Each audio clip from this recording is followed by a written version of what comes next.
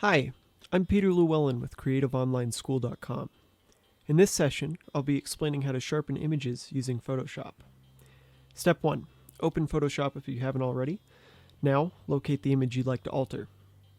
Step 2. Navigate to the top of your screen and select Filter, then Sharpen, and finally, Smart Sharpen.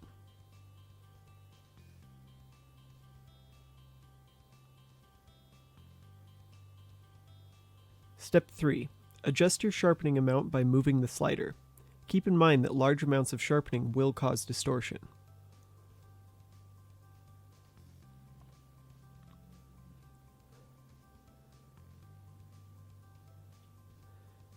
Step 4. Add any extra effects you like. And finally, Step 5. Now we have a refined image.